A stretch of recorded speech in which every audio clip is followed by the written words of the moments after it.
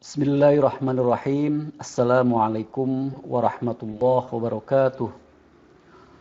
Raditu billahi rabba wa bil islami dina wa bi Muhammadin nabiyya wa rasula. Rekan-rekan mahasiswa yang saya hormati, pada diskusi pertemuan perkuliahan kali ini kita akan memperbincangkan statistik parametrik atau uji parametrik dan statistik non parametrik atau uji non parametrik atau non parametrik test. Diskusi tentang topik statistik parametrik dan non parametrik atau uji parametrik dan non parametrik saya pandang sangat penting karena pengujian atau prosedur pengujian data-data hasil penelitian, akurasi hasil pengujian data-data penelitian itu bergantung kepada ketepatan uji statistik yang digunakan oleh kita. Apakah harus menggunakan statistik atau uji parametrik atau harus menggunakan uji non parametrik. Rekan-rekan para mahasiswa yang saya hormati, pada umumnya uji statistik itu dikenal ada uji parametrik atau parametric test dan uji non parametrik atau non parametric test. Kita akan mendiskusikan karakteristik masing-masing uji ini dalam diskusi kali ini, dan saya berharap para mahasiswa bisa mengikuti diskusi kali ini. Yang pertama, kita akan mendiskusikan statistik uji parametrik atau parametric test yang memiliki sejumlah karakteristik, antara lain yang pertama, statistik parametrik atau uji parametrik atau parametric test adalah teknik statistik yang digunakan untuk menguji hipotesis, untuk memverifikasi hipotesis, untuk memvalidasi hipotesis di mana parameter populasi di mana data diambil itu memenuhi parameter persyaratan yang diminta. Jadi uji parametrik itu hanya bisa dilakukan terhadap data yang diambil dari sampel di mana populasinya memenuhi persyaratan atau memenuhi parameter-parameter yang diminta.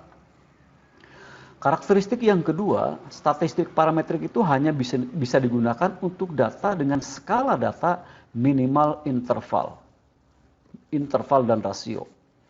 Jadi terhadap data-data yang skalanya ordinal apalagi nominal, statistik parametrik itu tidak bisa digunakan.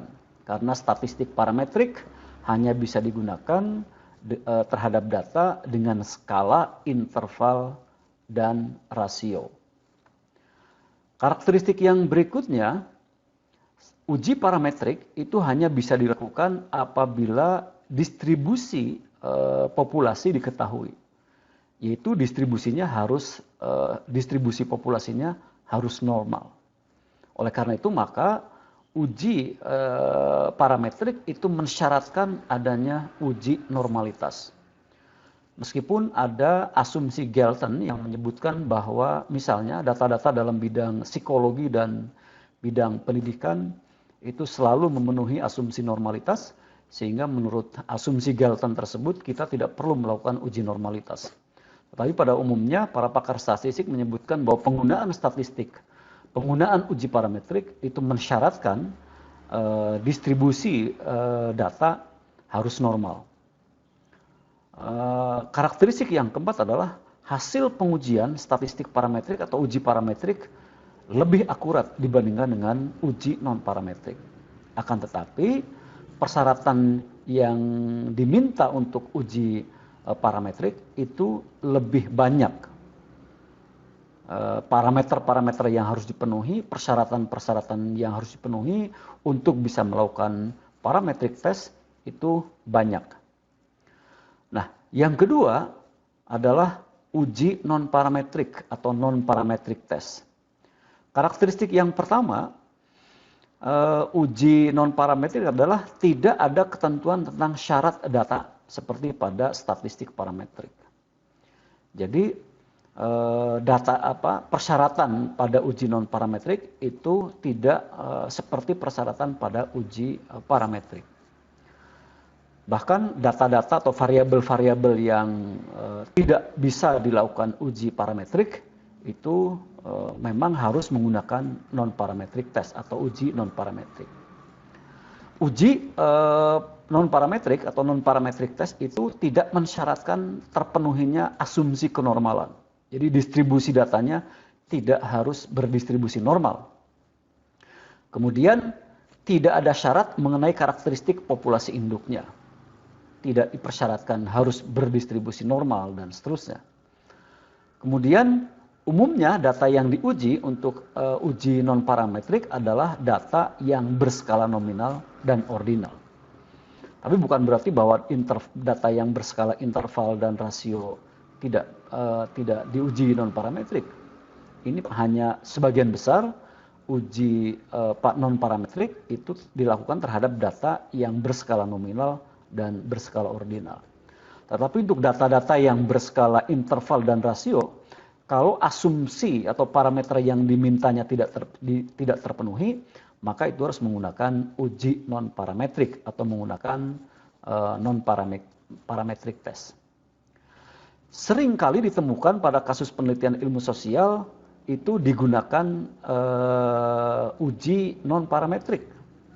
Jadi uji non-parametrik ini kerap ditemukan dalam studi-studi ilmu sosial, dalam penelitian ilmu sosial. Tentu saja termasuk bidang pendidikan dan ekonomi. Kalau dalam bidang-bidang MIPA misalnya, itu lebih banyak digunakan statistik parametrik. Biasanya uji non-parametrik atau non-parametric test itu dilakukan untuk sampel yang berukuran kecil. Berapa batasan sampel berukuran kecil ini memang debatable karena sesungguhnya sampel itu sampel yang baik adalah sampel yang merepresentasikan populasi atau sampel yang representatif. Besar kecilnya itu menjadi sangat relatif. Tapi biasanya kalau dalam bidang pendidikan sampel 30 ke bawah itu dipandang sebagai sampel kecil, sampel di atas 30 ke atas itu dianggap sampel besar. Nah, perbedaan statistik parametrik dan non-parametrik bisa dilihat pada metrik sederhana berikut. Yang parametrik itu memerlukan asumsi distribusi, yaitu harus berdistribusi normal dari data yang diuji, sedangkan uji non-parametrik itu tidak memerlukan asumsi distribusi sehingga sebaran datanya bisa bebas. Yang kedua, perbedaan yang kedua, statistik parametrik data yang digunakan hanya data dalam bentuk interval atau rasio. Skala pengukuran untuk statistik parametrik harus interval atau rasio. Sedangkan uji non-parametrik, data yang digunakan bisa dalam bentuk data yang berskala nominal, ordinal, interval, atau rasio. Kalau suatu variabel memiliki data dengan skala pengukuran interval atau rasio, tetapi parameter-parameter yang diminta oleh statistik parametrik tidak terpenuhi, maka kita harus menggunakan uji non-parametrik. Perbedaan yang ketiga, biasanya jumlah data yang digunakan dalam statistik parametrik itu sama dengan 30 atau lebih 30 ke atas lah. Kalau 30 ke bawah itu biasanya menggunakan uji non-parametrik. Nah, uji parametrik itu memiliki sejumlah kelebihan dibandingkan dengan uji non-parametrik. Yang pertama, uji parametrik atau parametric test tidak perlu dilakukan pengujian terhadap parameter populasi karena sudah dianggap memenuhi persyaratan. Itu kelebihan pertama. Kelebihan yang kedua, pengujian menggunakan metode parametrik dapat diandalkan akurasinya. Tingkat akurasi uji parametrik itu lebih tinggi dibandingkan dengan uji non-parametrik. Generalisasi yang dibuat berdasarkan uji parametrik itu lebih kuat dibandingkan generalisasi yang dibuat berdasarkan hasil uji non-parametrik. Tetapi uji parametric test juga memiliki sejumlah kekurangan. Antara lain, populasi harus memiliki varian yang sama atau harus homogen. Kalau dalam uji perbedaan, ya. Tentu hal ini merupakan hal yang sulit karena kenyataannya semua varian dari populasi seringkali tidak diketahui. Ini problem mendasar uji parametrik. Kekurangan yang kedua, variabel-variabel yang diteliti terbatas hanya untuk jenis data dengan skala paling tidak adalah interval dan rasio tentu saja. Sedangkan variabel-variabel dengan skala ordinal, apalagi nominal, itu tidak bisa dilakukan uji parametrik. Kekurangan yang ketiga, distribusi populasi harus normal. Jika belum diketahui, tentu harus dicari terlebih dahulu menggunakan uji normalitas. Makanya uji-uji hipotesis itu ada uji asumsi klasik, salah satunya adalah uji normalitas yang dilakukan untuk mengetahui apakah data yang diperoleh dari populasi berdistribusi normal atau tidak. Nah, kelebihan uji non-parametrik ada beberapa yang dipandang unggul dibandingkan dengan uji parametrik. Yang pertama, mudah dilakukan, relatif mudah dilakukan karena tidak membutuhkan asumsi normalitas. Meskipun uji non-parametrik kalau dilakukan dengan menggunakan rumus-rumus matematis itu juga rumit, ya. Tapi untuk sekarang karena uji-uji statistik banyak menggunakan aplikasi statistik berbasis komputer, SPSS, FUS dan lain sebagainya, maka uji non-parametrik itu relatif juga mudah. Kemudian kelebihan yang kedua, secara umum metode perhitungan yang digunakan tidak menggunakan perhitungan matematik yang rumit. Itu kelebihan uji non-parametrik. Lalu yang ketiga, pengujian hipotesis dilakukan secara langsung pada pengamatan nyata. Pengujian hipotesis dilakukan secara langsung pada pengamatan yang nyata. Lalu kelebihan yang berikutnya dari uji non-parametrik karena data umumnya bersifat kualitatif sehingga terkadang tidak dibutuhkan jenjang atau urutan. Seperti yang tadi saya sebutkan bahwa uji non-parametrik itu banyak digunakan untuk data-data dengan skala ordinal atau nominal. Nah, itu adalah data-data yang menurut statistik itu bersifat kualitatif. Kemudian kelebihan uji non-parametrik yang terakhir dapat digunakan untuk kelompok populasi yang berdistribusi normal sebagai uji pembanding statistik parametrik. Jadi kita juga bisa melakukan uji non-parametrik terhadap data-data yang memenuhi parameter untuk dilakukan uji parametrik hanya sebagai pembanding atas hasil uji statistik parametrik. Tetapi uji non-parametrik juga memiliki sejumlah kekurangan. Yang pertama, uji non-parametrik, kemampuan uji statistiknya tidak sekuat metode atau uji parametrik. Uji non-parametrik itu akurasinya di bawah uji parametrik.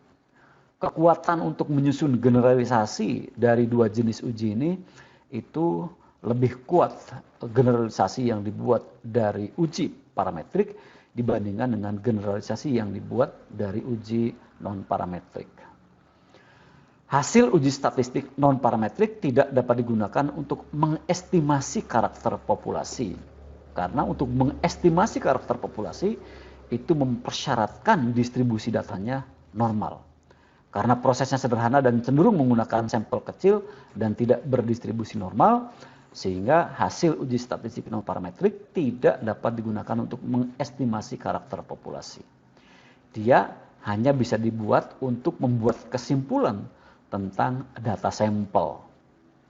Nah, kekurangan yang berikutnya, skala yang digunakan bersifat lebih lemah. Karena skala data itu berhierarki, hierarki terendah adalah nominal, di atas nominal, hierarki keduanya adalah ordinal, hierarki ketiga adalah data berskala interval, dan hierarki tertinggi adalah data berskala rasio. Yang terakhir, asumsi pada metode statistik parametrik tidak dipenuhi. Sehingga kekuatan uji non parametrik itu kalah dibandingkan dengan hasil uji parametrik. Demikianlah para mahasiswa diskusi kita tentang pengantar diskusi kita tentang uji parametrik dan non parametrik, dan kita akan lanjutkan pada diskusi. Kurang lebihnya saya mohon maaf. Hasbunallahu wa ni'mal wakil. Assalamualaikum warahmatullahi wabarakatuh.